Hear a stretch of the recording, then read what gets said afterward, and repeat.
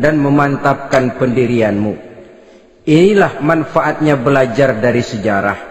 Jadi jangankan kita, baginda Nabi sendiri pun oleh Allah Subhanahu wa ta'ala diceritakan sejarah para nabi sebelum beliau yang dimusuhi oleh umatnya, yang dicaci maki oleh kaumnya, yang terusir dari kampung halamannya, bahkan sampai ada yang terbunuh oleh umatnya. Itu seluruhnya merupakan iktibar manusabbitu bihi fuadak, untuk memantapkan langkahmu, meneguhkan keyakinanmu, dan menguatkan pendirianmu menghadapi perjuangan ini. Sehubungan dengan itu, pada pertemuan kali ini Al-Fakir ingin menyampaikan satu cuplikan kecil dari kehidupan seorang sahabat utama baginda Nabi, yaitu Sayyidina Umar ibn al-Khattab radhiyallahu anhu. Beliau adalah Umar bin Khattab bin Nufail bin Abdul Uzza dari suku Quraisy, golongan Bani Adi.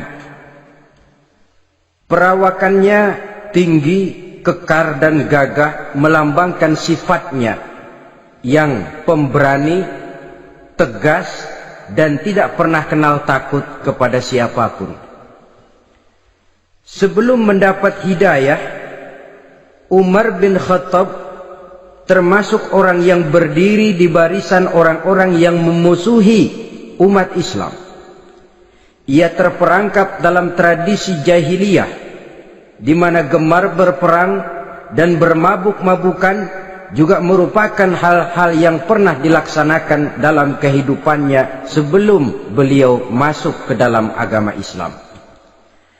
Oleh karena itu, dalam kehidupan beragama, hidayah merupakan sesuatu yang penting. Bagaimanapun banyaknya dosa dan kesalahan yang telah dilakukan oleh seseorang, tidak seharusnya menyebabkan ia putus asa dari rahmah Allah. Sebaliknya, bagaimanapun banyak kebajikan dan kebaikan yang sudah dikerjakannya, tidak perlu membuat dia besar hati, puas, bangga, apalagi menjadi lalai karenanya. Sebab kita belum tahu akan bagaimana ujung perjalanan dari kehidupan kita ini. Saudara-saudara, kisahnya pun masuk Islam merupakan peristiwa yang menarik. Pada satu hari, dengan pedang terhunus, Umar bin Khattab menuju Darul Arqam, tempat di mana baginda Nabi biasa berkumpul dengan para sahabat. Melihat mukanya yang beringas, matanya yang nanar, orang sudah menyangka dan mengerti ini tentu akan terjadi pembunuhan.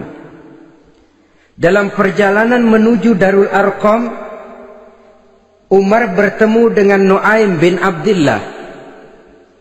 Nuaim bertanya, "Ya Umar, mau kemana ente?" "Mau membunuh itu, si murtad itu," kata. "Si murtad yang mana?" "Yang mana lagi? Itu yang memecah belah kita, yang menghina berhala-berhala kita, yang menjelek-jelekkan nenek moyang dan keturunan kita. Siapa lagi kalau bukan Muhammad?" Kata Nuaim, "Umar, enggak salah. Tidak salah lagi." "Salah Umar." "Salah kenapa? Apa kamu enggak malu? Kamu mau pergi membunuh Muhammad, sementara adikmu sendiri Fatimah, dia sudah termasuk salah seorang pengikut Muhammad." Mendengar ini, muka yang memang tadinya sudah marah dan merah, tambah jadi kelabu. Bukan main mangkelnya Umar bin Khattab. Orang lain dia musuhi, orang lain dia kejar-kejar. Ini malah adiknya sendiri menjadi pengikut dari baginda Nabi. Tidak jadi menuju Darul Arqam, dia berangkat ke rumah adiknya Fatimah. Adapun di rumah Fatimah sedang berkumpul Fatimah, suaminya Sa'id bin Zaid, dan seorang sahabat Habbab ibnul Arad. Mereka sedang membaca Quran. Waktu itu Quran belum lagi dijilid macam sekarang. Jadi masih merupakan suhuf atau lembaran-lembaran tercecer saja. Ketuk pintu. Ya tentu tidak assalamualaikum karena dia belum Islam. Tok, tok, tok. Siapa di luar? Umar. Mendengar suaranya saja, ini sahabat yang namanya Habab Ibnul Arad sudah lari ke belakang pintu. Sambil komat kamit baca doa mohon diselamatkan oleh Allah. Adapun Fatimah yang sedang memegang suhuf, lembaran tulisan Quran itu, menyembunyikan suhuf itu di belakang bajunya. Umar masuk. Fatimah, saya bang.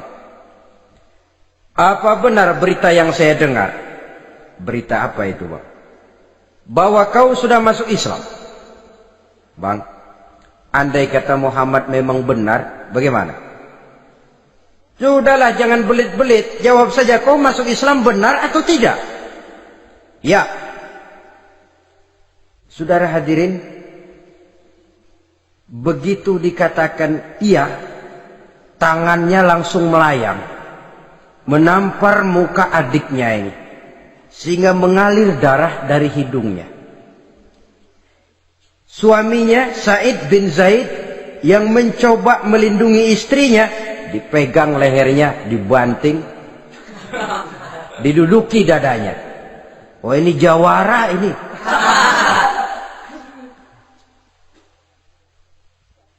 Namun pada saat sedemikian, suara kebenaran terpantul dari mulut Fatimah, adik dari Umar bin Khattab ini. Umar, apakah engkau memukul orang yang bersaksi bahwa tidak ada Tuhan melainkan Allah dan Muhammad Rasulullah? Apakah engkau menganiaya seseorang yang terpanggil untuk mengikuti kebenaran? Manusia macam apa engkau, Umar? Saudara, memang dia orang keras, tapi hatinya mudah menerima kebenaran. Sehingga mendengar kalimat adiknya ini tercenung dia sejenak, melongo, bengong kata anak sekarang. Ini kalau tidak karena keyakinan yang mantap, tidak mungkin orang ini, anak adik saya ini bicara macam begini. Umar, mengapa engkau memukul orang yang bersaksi bahwa tidak ada Tuhan melainkan Allah dan Muhammad Rasulullah? Mengapa engkau pukul orang yang mengikuti kebenaran, menerima hidayah dari Allah? Begitu yakin dan mantapnya, walaupun di tengah satu hal yang sangat menakutkan. Siapa yang tidak takut orang Quraisy berhadapan dengan Umar bin Khattab yang dikenal sebagai singa padang pasir pada waktu itu? Malahan dia termasuk salah seorang jagoan di tradisi masyarakat jahiliyah itu. Ada satu pasar yang namanya pasar Ukaz. Tiap tahun di pasar itu diadakan pesta. Pertama pertandingan syair. Jadi penyair waktu itu jadi kebanggaan. Syair-syair yang menang itu digantung di dinding Ka'bah. Jadi setiap suku akan bangga kalau mempunyai ahli syair yang hebat. Nah, lalu diadakan juga lah perlombaan balap kuda, memanah, termasuk gulat. Lah Umar ini tiap kali pertarungan mesti menang. Belum pernah ada yang berhasil mengalahkan dia. Jawara. Saudara-saudara, mendengar adiknya begitu mantap hatinya, apalagi ketika adiknya berkata begitu, suhuf, lembaran yang disembunyikan di belakang bajunya tersembul. Apa yang kau sembunyikan di balik bajumu itu? Suhuf. Apa suhuf itu? Lembaran Al-Quran. Coba saya lihat. Enggak boleh. Kenapa? Kamu kotor. Orang kotor tidak boleh megang Quran. Saya mau lihat. Enggak boleh. Kalau kamu mau lihat, mandi dulu. Diturutinya permintaan adiknya itu. Lalu diambilnya suhuf tadi. Dia baca.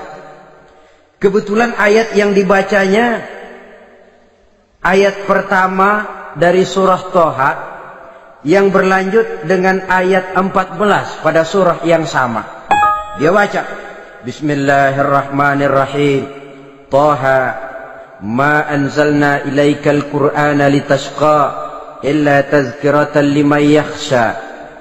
Toha, tidaklah aku turunkan Al-Quran ini untuk bikin sukar manusia, melainkan merupakan pengingat bagi orang-orang yang takut kepada Allah. Lalu pada ayat ke-14, innani anallahu la ilaha illa ana fa'budni. Sesungguhnya akulah Allah, tidak ada Tuhan melainkan aku, maka hendaknya hanya kepadakulah kamu menyembah. Wa aqimis sholata li dzikri, dirikanlah salat untuk mengingat aku. Inna sa'ata atiyatun akadu ukhfiha litujza kullu nafsin ma tas'a. Sesungguhnya kiamat itu pasti akan datang, yang sengaja waktunya kami tidak beritahukan kepada kamu semua, untuk kami balas segala setiap orang tentang apa saja yang telah mereka lakukan dalam kehidupan di dunia ini. Setelah membaca ayat ini, gemetar tangannya. Ini sih nggak main-main ini. Ini belum pernah saya baca ajaran semacam ini. Tidak patut orang yang mempunyai kitab suci semacam ini dimusuhi. Ini sesuatu yang benar, tergetar jiwanya. Hei, Fatimah, Muhammad di mana Muhammad? Saya tidak akan memberitahu kepada kamu. Di mana?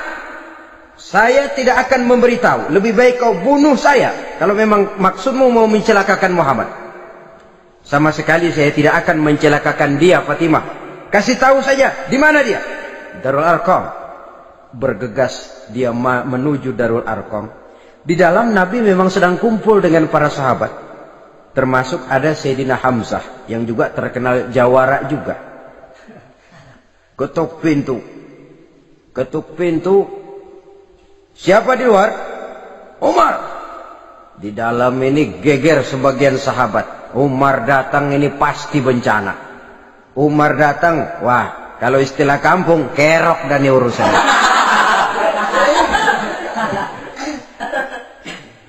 Tapi baginda Nabi menenangkan mereka. Tenang, mudah-mudahan ada hikmahnya.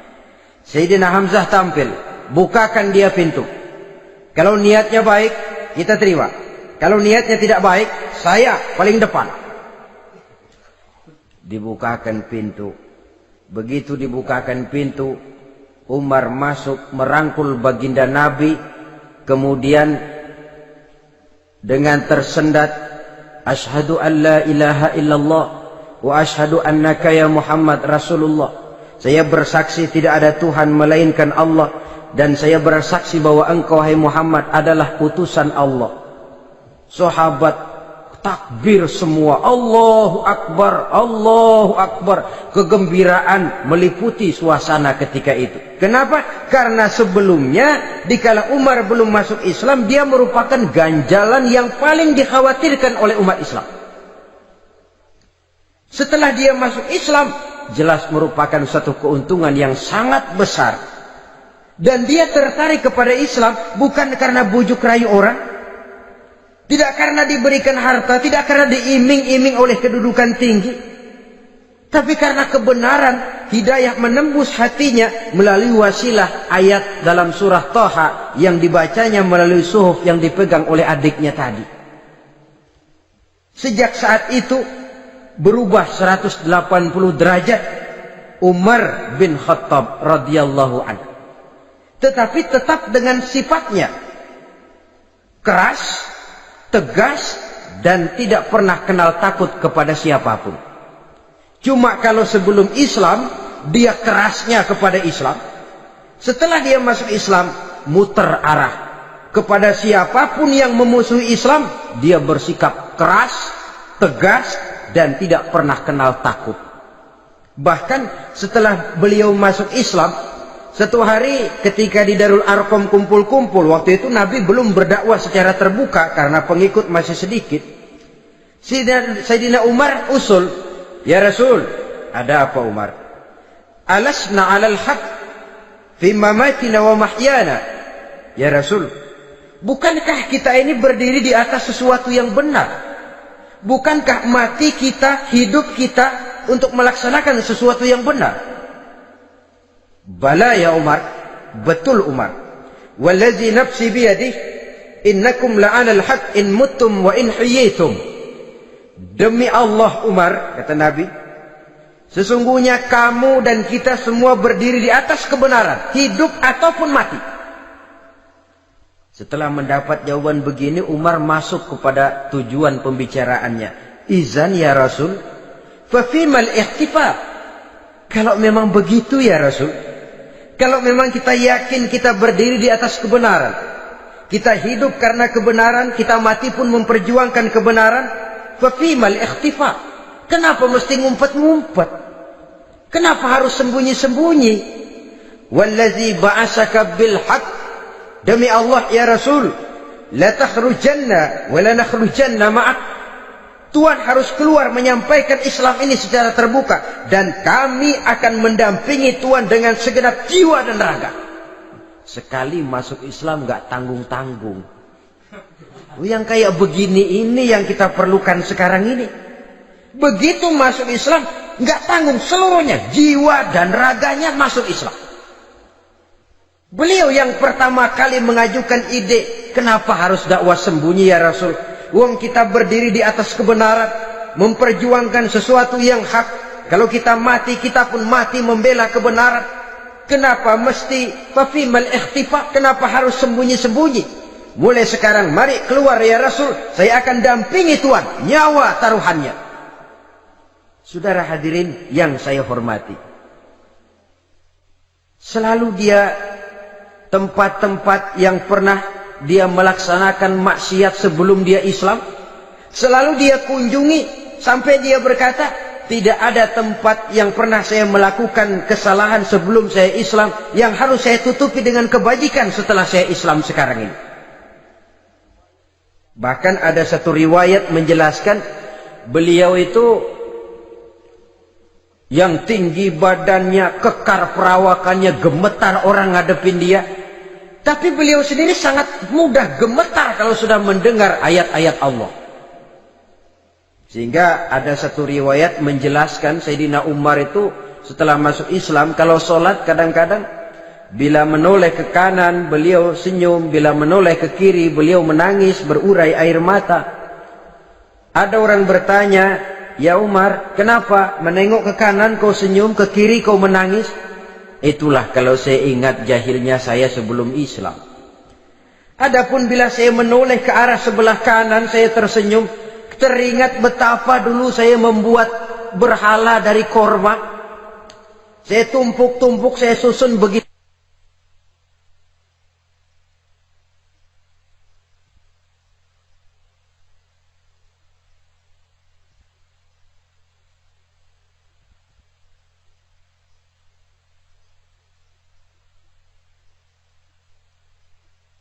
Itu rupa. Setelah saya sembah, saya makan itu korma. Gagah betul saya waktu itu, sampai Tuhan pun saya makan. Adapun kalau saya menoleh ke kiri, teringat putri kesayangan saya yang terbawa oleh tradisi jahiliyah, takut menanggung aib, merasa malu mempunyai anak perempuan, sampai dia terkubur hidup-hidup. Berurai air mata saya mengingat semua itu.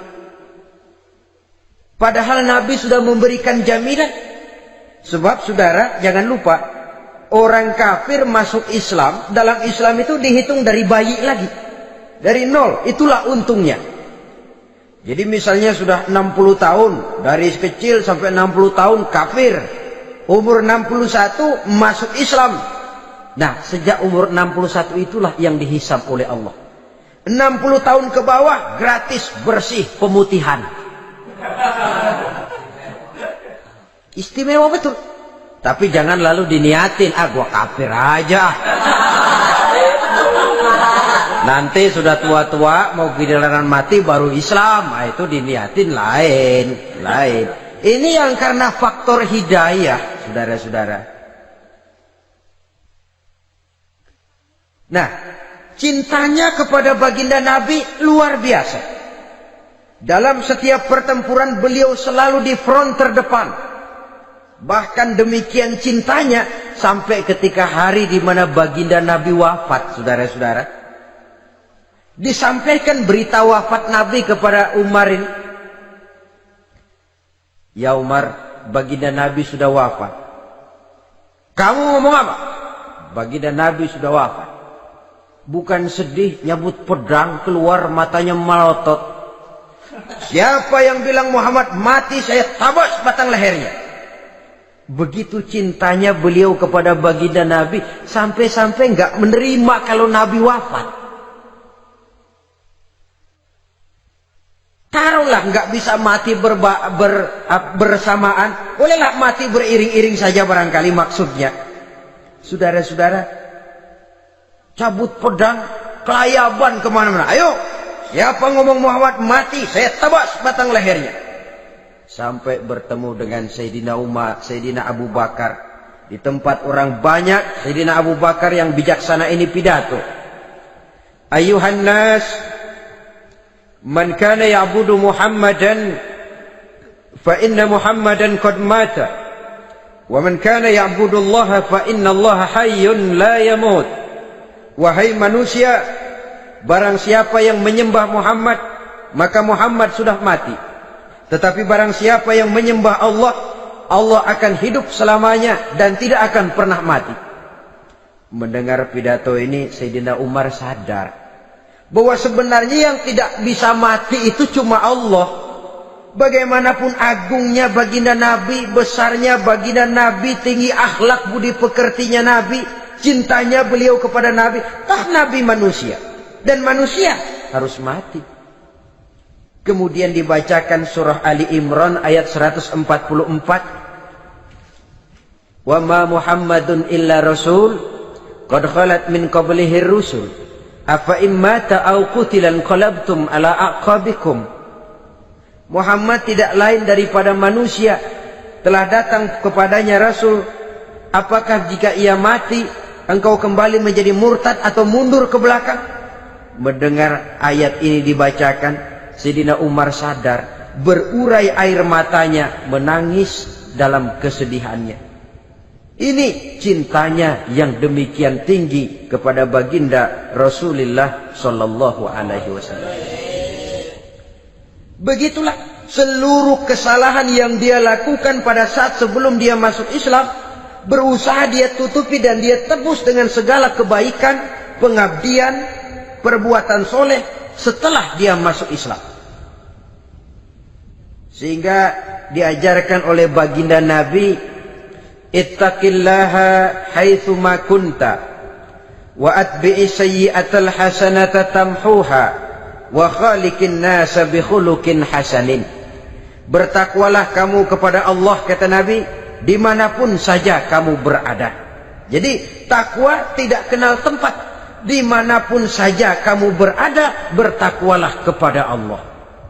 Di rumah takwa, di pasar takwa, di kantor takwa, di tengah orang banyak takwa, pada waktu sendirian takwa. Ittaqillaha haitsu ma kunta. Bertakwalah kau kepada Allah dimanapun saja kamu berada. Jangan takwa pakai tempat. Di masjid takwa, di kantor nyolong. Itu tidak haitsu ma kunta. Yang diajarkan oleh Nabi, dimanapun kamu berada, bertakwalah kepada Allah. Wa atbi'i sayyi'atal hasanah tamhuha. Dan iringi perbuatanmu yang salah dengan kebaikan. Jadi kalau satu saat terselip kita berbuat salah, cepat iringi dengan kebaikan, tamhuha, dengan harapan kebaikan yang kita kerjakan akan menutupi dosa yang terselip kita lakukan. Ngomongin orang, astagfirullahalazim, banyak istighfar. Istighfarnya mudah-mudahan bisa nutupin dosa karena ngomongin orang. Tapi jangan lalu tambah sulap. Ngomongin orang istighfar, terus ngomongin lagi istighfar lagi. Itu tentu tidak bisa dengan cara begitu. Barangkali terselip pernah mengambil harta orang tanpa alasan yang hak, imbangi dengan rajin sedekah misalnya. Barangkali pernah menyakiti hati orang, imbangi dengan perbuatan yang bisa menyenangkan hati orang lain. Itu namanya mengiringi perbuatan yang bersifat salah dengan kebajikan. Ini yang dilakukan oleh Sayyidina Umar. Setiap pelosok hampir dia datangi. Tempat-tempat di mana dia pernah melakukan kesalahan sebelum Islam, di sana dia tegakkan kebajikan dan kebaikan. Kegagahannya, keperkasaannya, keberaniannya sepenuhnya bulat-bulat sudah diwakafkan untuk kepentingan Islam. Saudara hadirin yang saya hormati, diperlukan orang-orang yang punya keberanian macam Sayyidina Umar. Berani karena panggilan hidayah, bukan berani babi. Babi berani juga babi, cuman nyeruduk. Artinya berani yang tanpa pertimbangan. Berani yang tanpa pertimbangan pada akhirnya akan menyulitkan kita sendiri. Beliau gagah, beliau berani, beliau punya kekuatan, beliau punya wewenang, dan itu dimanfaatkannya untuk menjadi backing baginda Nabi kita Muhammad sallallahu alaihi wasallam. La takhrujanna wa la nakhrujanna ma'ak ya Rasul. Rasul, keluar, sampaikan dakwah secara terbuka. Saya akan mendampingi Tuhan. Jika ada yang ganggu Tuhan, saya paling depan. Backing yang mendampingi Rasul untuk menyampaikan risalah Islamiyah ini. Saudara hadirin yang saya hormati, wa khaliqin nasa bi khuluqin hasanin, kata Nabi, dan pergaulilah manusia dengan akhlak yang baik, karena dengan ini kau bisa mengambil hati orang. Dalam hadis lain katakan, innakum la tas'una an-nasa bi amwalikum walakin yasa'uhum minkum bastul wajhi wa husnul khuluq. Kamu tidak akan bisa menyenangkan orang banyak dengan hartamu, tapi kamu bisa ambil hati mereka dengan budi pekerti yang luhur dan muka yang manis. Dengan harta belum tentu kita bisa menyenangkan semua orang, tapi budi pekerti yang luhur, muka yang manis, itu yang akan bisa membuat kau menyenangkan orang banyak.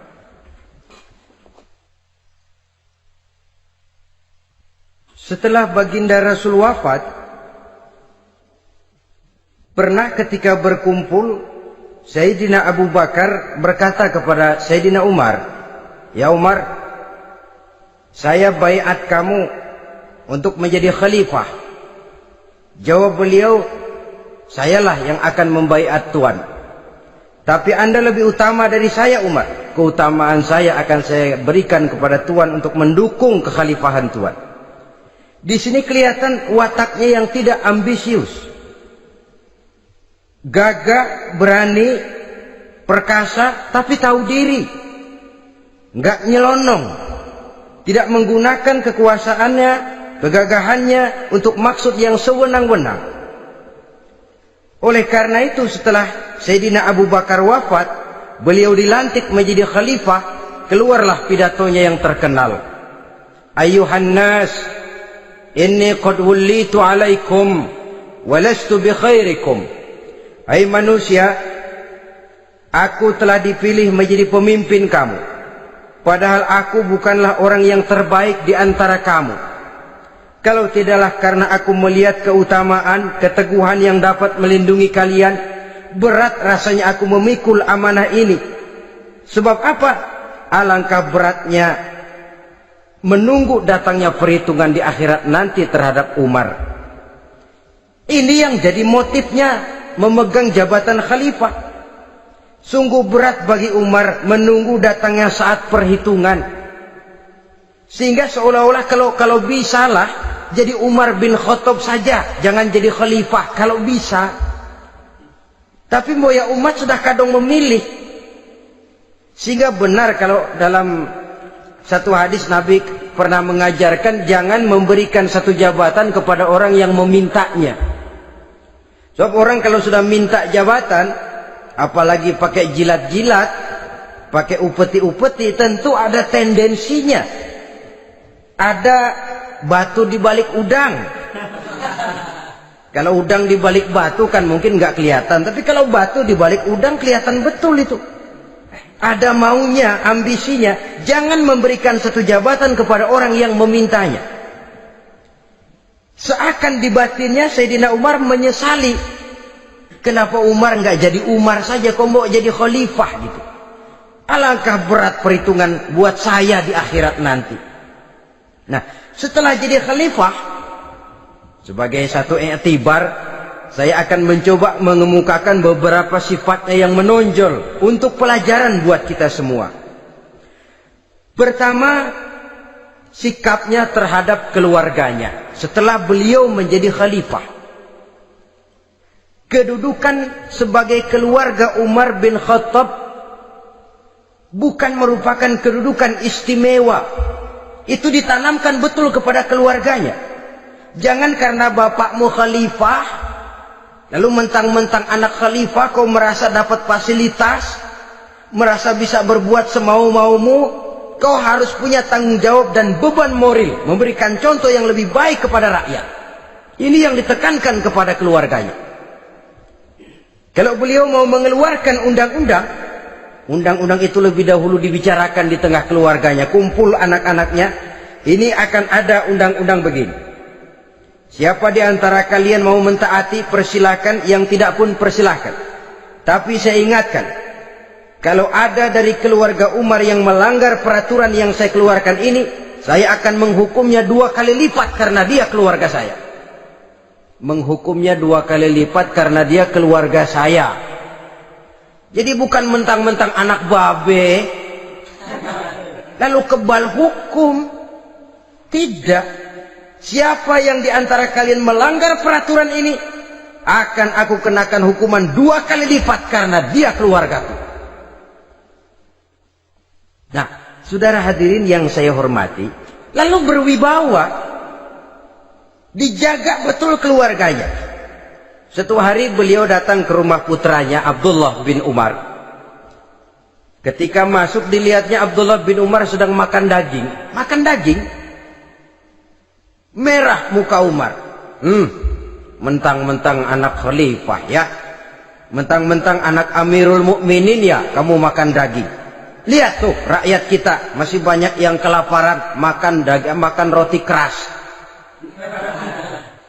Padahal itu halal, sesuatu yang diperoleh dengan usahanya sendiri.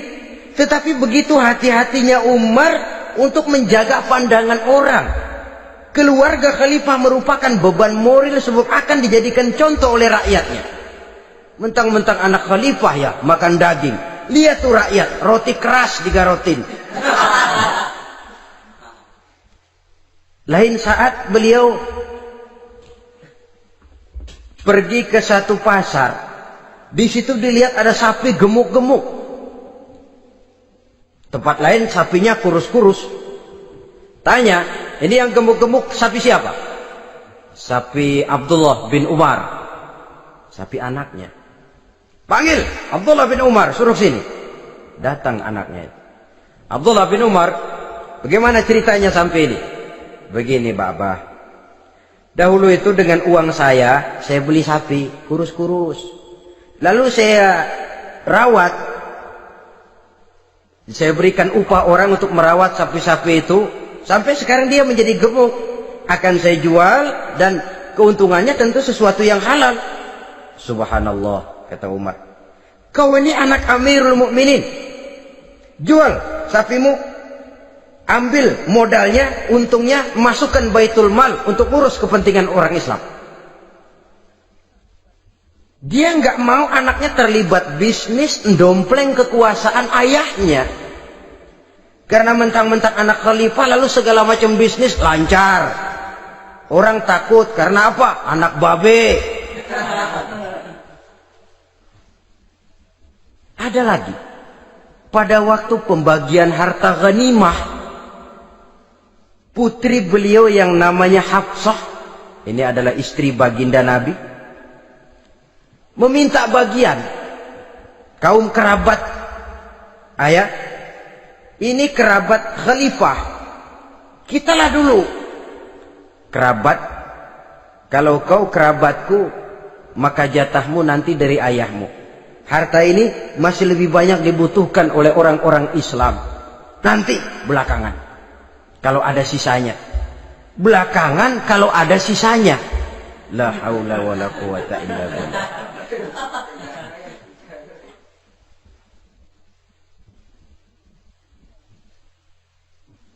Saudara hadirin, itu terhadap keluarganya. Kemudian apa sifat-sifat yang menonjol dari kepemimpinannya? Pertama, kesederhanaannya. Beliaulah satu-satunya khalifah, Amirul Mukminin, setingkat presiden kalau sekarang, yang punya jubah cuma 2 dan 1 pun punya anaknya. Tambelan lagi. Pernah sholat Jumat terlambat. Beliau naik mimbar untuk khutbah, sebelumnya minta maaf dulu. Saudara-saudara, maaf saya terlambat nungguin baju kering. Seorang khalifah nungguin baju kering. Sederhana dalam kehidupannya. Mari kita ambil satu cerita lagi. Pada waktu beliau jadi khalifah, yang diangkat jadi gubernur di Mesir adalah Amr bin As. Amr bin As hidupnya lebih mirip kaisar. Istananya besar, pakaiannya bagus-bagus. Nah, yang paling mengganggu pikiran Amr bin As, di sebelah istananya ini ada gubuk reot, kepunyaan orang Yahudi lagi. Ah, ini nggak pantas bener, masa di samping istana gubernur ada gubuk reot. Orang Yahudi lagi yang punya. Ini mesti, udah, bikin saja rencana, panggil dinas tata kota, bikin planning. Di sini mau dibangun masjid, proyek negara. Bikin gambarnya, susun anggarannya, tender. Saudara-saudara, si Yahudi yang punya gubuk reot dipanggil. Yahudi, ada apa, Pak? Kamu tahu nggak? Enggak. Iya, memang belum saya kasih tahu.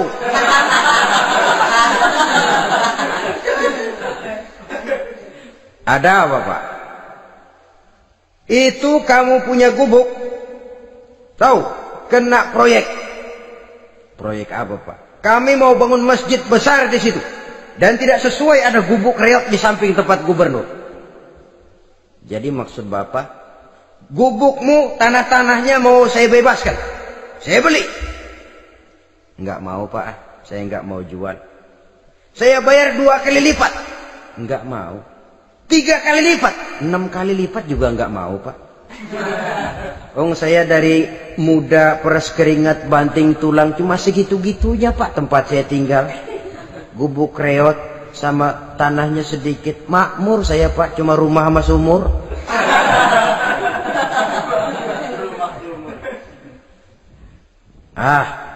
Ini Yahudi kelewatan juga. Akhirnya turun perintah, sudah, kalau dia nggak mau dibebaskan, gusur saja, tarik, ambil bulldozer. Digusur. Yahudi ini berurai air matanya. Aduh, begini jadi rakyat kecil, udah jatuh ketiban ember lagi.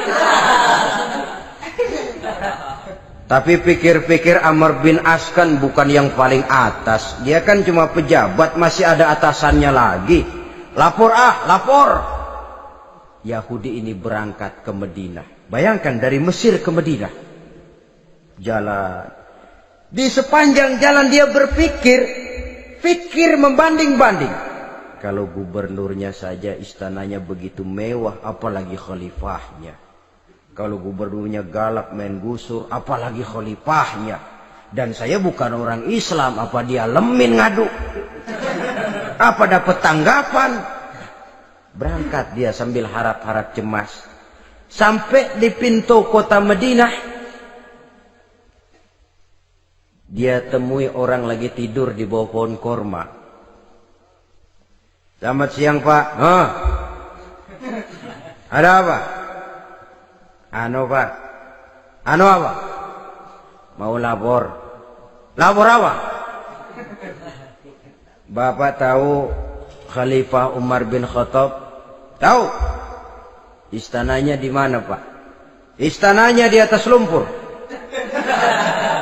Di atas lumpur. Di atas lumpur. Pengawalnya banyak, Pak. Banyak.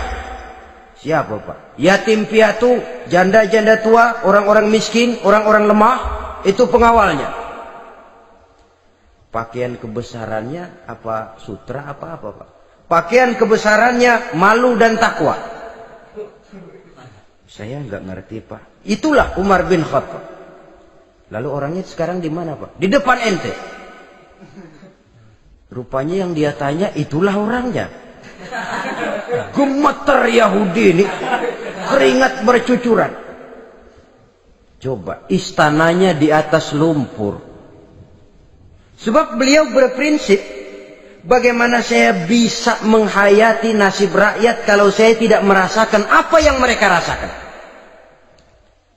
Bagaimana saya nggak bisa tahu sakitnya lapar kalau saya belum pernah kelaparan. Itu prinsipnya. Istananya di atas lumpur.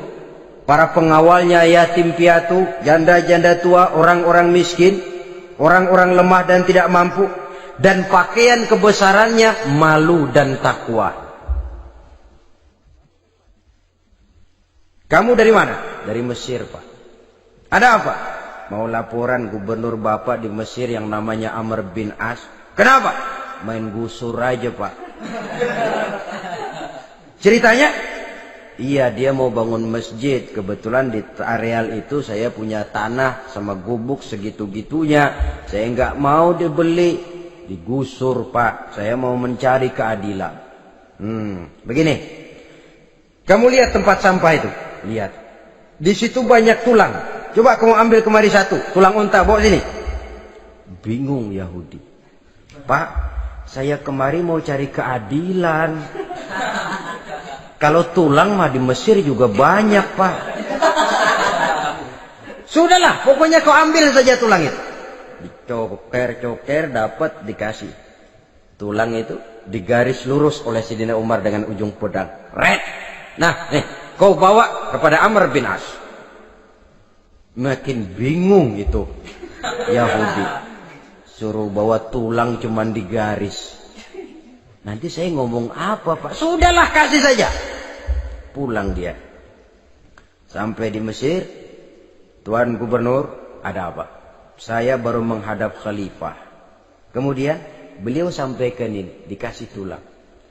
Amr bin As ngelihat tulang ada goresan lurus dengan ujung pedang, gemetar. Badannya keluar keringat dingin. Panggil kepala proyek. Hei, proyek batal. Masjid nggak jadi didiriin. Itu gubuk Yahudi diriin lagi. Ini Yahudi makin bengong. Ini gubernur dapat tulang doang segitu takutnya.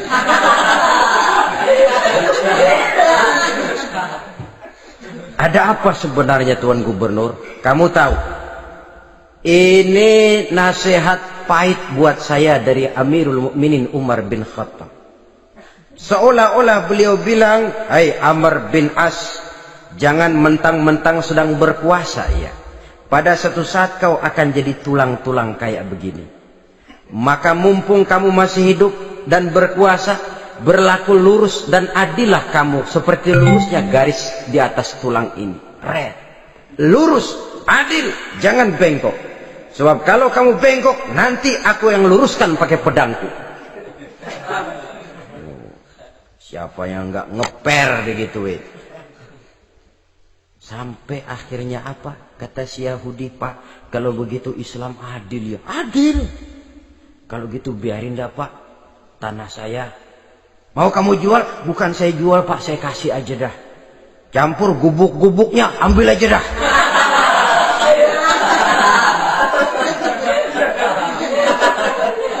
Masuk Islam si Yahudi ini oleh karena keadilan dari Umar bin Khattab.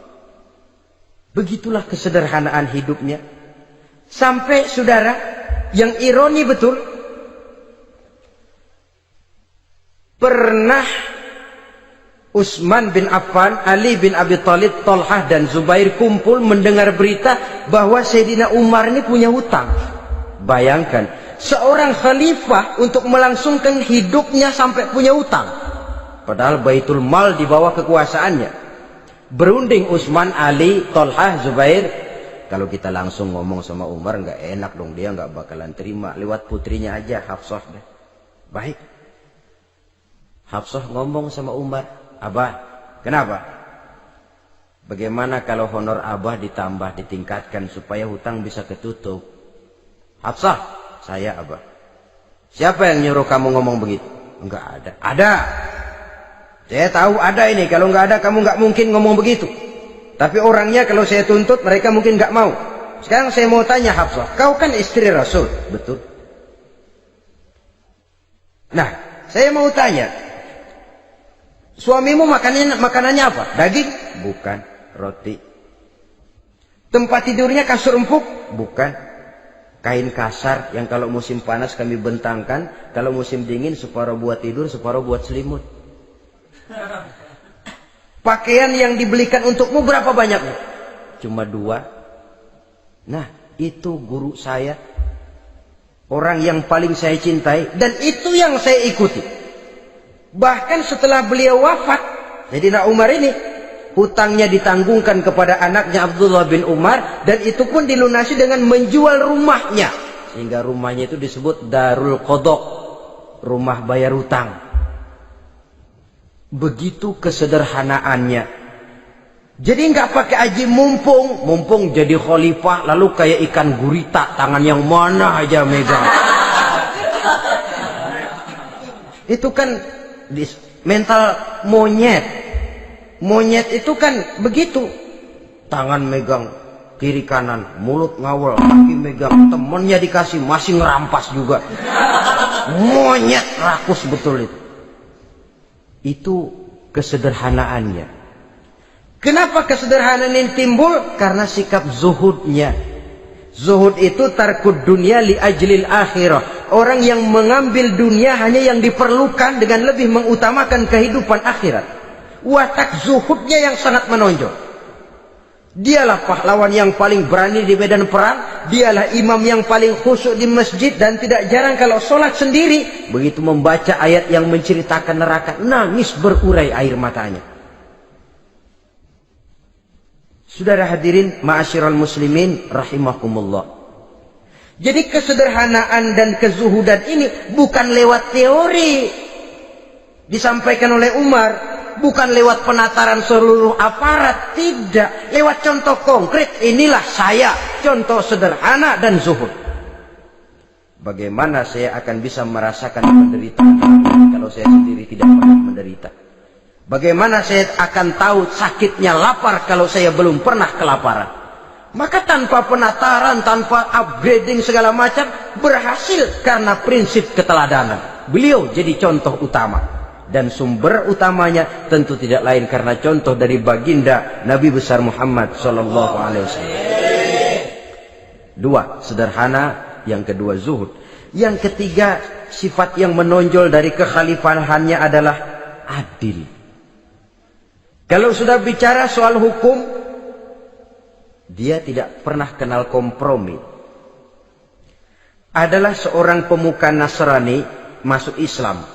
Namanya Jabalah bin Aiham. Ketika dia bikin haji, kain ihramnya keinjak orang Arab yang hitam, Badui. Jengkel, dia merasa bekas tokoh, enak aja nih orang udah jelek nginjak lagi. Ditempeleng orang tadi. Orang ini lapor kepada Umar. Panggil Jabalah bin Aiham. Panggil.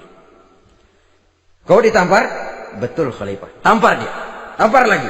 Dipukul orang itu di depan Sayyidina Umar.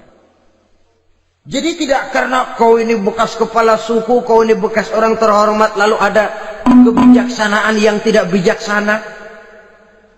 Kebijaksanaan yang akhirnya jadi tidak bijaksana. Dan itu memang sudah dimulai dengan memblokir keluarganya. Tidak satu keluarganya pun yang boleh mempunyai perasaan bahwa menjadi keluarga khalifah merupakan fasilitas dan keuntungan. Kau jangan makan di atas punggungku. Kau jangan menikmati fasilitas di atas keringatku. Dan tidak ada keinginan mewariskan jabatan khalifah kepada anak-anaknya. Pernah beliau musyawarah, saya bingung, kenapa khalifah? Gubernur Kufah ini sulit nyari orang. Diangkat yang lemah, rakyat ngeluh. Diangkat yang keras, rakyat juga ngeluh. Ada calon khalifah. Kalau ini mah nggak salah lagi nih buat gubernur Kufah. Siapa? Abdullah bin Umar. Anak beliau sendiri. Melotot matanya. Jangan macam-macam kau. Cukup satu orang Umar memegang jabatan ini. Kalau berhasil, kami keluarga Umar sudah merasakannya. Kalau gagal, cukup kegagalan seorang Umar. Tidak berusaha mengorbitkan anaknya. Wah, anak babeh diangkat jadi ano. Tidak, malah diblokir. Cari yang lain. Tapi Abdullah bin Umar cukup syarat ya khalifah. Dia orang bertakwa dan soleh. Yang takwa dan soleh bukan cuma anak Umar. Anak orang lain juga banyak yang takwa dan soleh. Itu prinsipnya. Sehingga ketegasannya ini membuat orang jadi sungkan. Dan tidak seorang pun berani kirim-kirim upeti hadiah. Pernah itu ada pejabat dari Azerbaijan kirim makanan. Kue, mending apa? Kue. Gitu dicicipi enak. Enak juga ya kue ini. Enak khalifah. Ini di sana apa makan rakyat biasa? Bukan. Ini makanan orang-orang VIP. Nah, dibungkus lagi itu kue. Dibungkus. Ontamu mana? Di luar. Ambil, bawa pulang, serahkan lagi kepada gubernur di sana, kasih tahu salam dari Umar bin Khattab. Kenyangkan dulu rakyat dengan makanan seperti ini. Kita belakangan. Jadi kalau rakyat lapar, saya orang pertama yang akan merasakan kelaparan. Tapi kalau rakyat makmur, biarlah saya menjadi orang terakhir yang kenyang. Kan bagus prinsip itu. Jikalau rakyat kelaparan, saya akan jadi orang pertama yang merasakan lapar. Tapi kalau rakyat makmur, biar saya jadi orang terakhir yang kenyang. Jangan dibalik. Pada saat rakyat kelaparan, dia kekenyangan. Dan selanjutnya, sikap keadilannya ini, saudara-saudara, menyebabkan hukum lalu jadi berwibawa. Pernah beliau jalan-jalan di lorong kota Madinah. Di tempat yang namanya Harah bersama Aslam. Ada ibu-ibu, anaknya nangis. Lapar ma. Sabar, dikit lagi matang katanya. Emang tuh ibu lagi ngerebus. Bunyi, air ngegulak. Luguk. Umar lihati dari jauh. Belum juga matang. Nih anak dari nangis, lapar, sampai capek nangis, sampai tidur. Anak tidur, Umar samperin. Bu, emang masak apa sih kok nggak bisa matang? Saya nggak masak apa-apa tuan. Itu pating kerubuk apa? Ketika dibuka ya cuma air saja. Subhanallah, ibu sudah ngebohongi anak ibu sendiri. Habis harus bagaimana tuan? Saya sudah nggak punya makanan untuk dimasak. Sementara perut nggak kenal kompromi. Jalan satu-satunya, ya terpaksa anak saya bohongi. Saya bilang sebentar lagi matang, sampai dia tidur sekarang ini. Memangnya Khalifah Umar gimana sih ngurusi rakyat? Subhanallah, dia orang zalim. Dia yang memegang urusan kami, tapi dia nggak tahu nasib saya. Anak kelaparan, keluarga terlantar. Oh begitu. Iya. Zalim betul Umar bin Khattab itu. Kalau begitu ibu tunggu sebentar. Dia pulang bersama Aslam menuju Baitul Mal. Dia ambil tepung 1 karung, dipikul sendiri. Dipikul sendiri, kata Aslam, ya Khalifah biar saya yang bawa. Jangan. Kenapa Khalifah? Apa kau kira kau sanggup mikul dosa saya di akhirat nanti? Biar saya yang mikul sendiri. Dia bawa ke tempat tuh ibu-ibu. Dia masakin sendiri. Nah bu, sudah matang, persilakan masak. Makan. Alhamdulillah tuan. Mudah-mudahan Allah memberkahi tuan. Tuan lebih baik dari Umar bin Khattab yang zalim itu. Memang sebenarnya tuan siapa, kata tuh ibu? Saya. Iya. Saya ya Umar bin Khattab yang ibu bilang zalim itu. Gemetar si ibu. Gemetar si ibu. Tapi memang peka dan menghargai kritik orang. Tidak membungkam setiap orang yang nadanya sumbang atau berbeda. Kadang beliau berkata, saya khawatir karena orang terlalu segan dengan saya lalu nggak ada yang berani negor kalau saya salah. Kan begitu biasanya. Karena sudah terlalu segan, lalu semuanya orang mau diaminin saja. Asal dibilang nggak benar, marah, jengkel. Lalu disingkirin, maunya diiyain, inggih kula nuwun.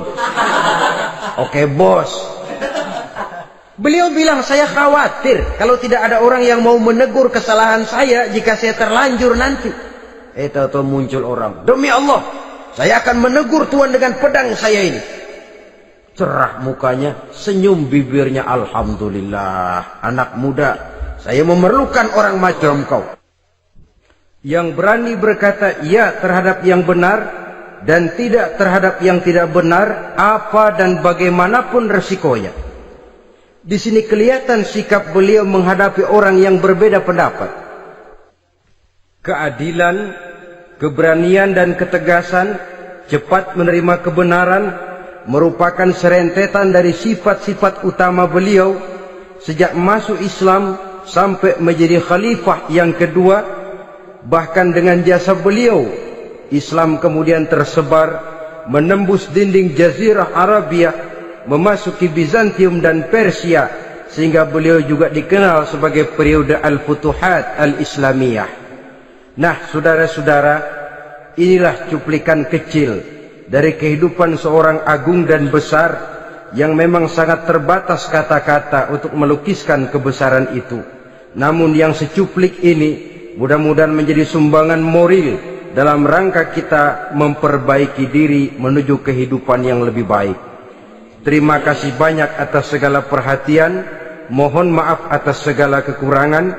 Usikum wa nafsi bitaqwallah. Wassalamualaikum warahmatullahi wabarakatuh.